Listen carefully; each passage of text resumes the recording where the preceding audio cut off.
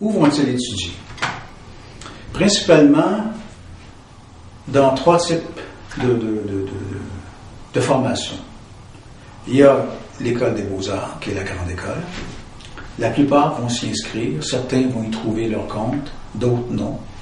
Certains vont trouver que ça convient à leur caractère de peaufiner ce qu'ils connaissent déjà. D'autres vont trouver l'enseignement trop serré, trop académique. Ça ressemble trop à ce que l'abbé Chabert leur enseignait à Montréal ou à Québec. Ils vont également ils vont aller voyager, comme je vous disais tout à l'heure, et vont travailler partout en Italie, en France. Certains même iront jusqu'en Afrique du Nord, en Tunisie ou en Algérie, pour découvrir un nouveau soleil, des nouvelles lumières. Et enfin, un groupe plus important, déçu de l'enseignement des écoles nationales, va se retourner plutôt vers les grandes académies.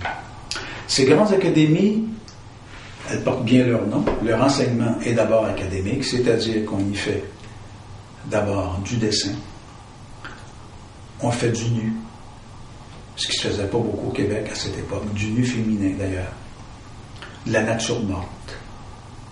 On est dans des ateliers libres, sous la direction d'un maître, qui donne quelques directives de base et qui regarde les étudiants évoluer et fait les corrections, enfin, laisse les étudiants travailler en paix.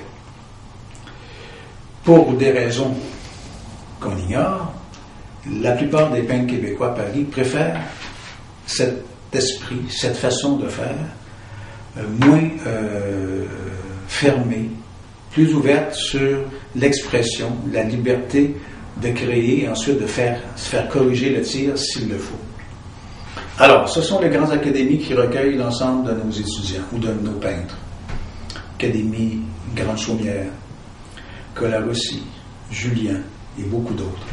Dirigés par des peintres qui ont leur classe, vont à l'extérieur, quand il ne fait pas beau, ils travaillent à l'intérieur, évidemment.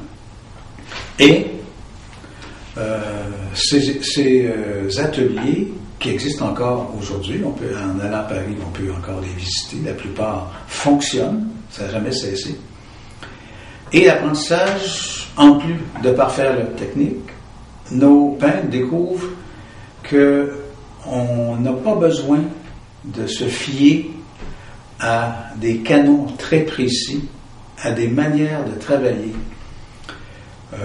obligatoires pour se découvrir, pour aller plus loin.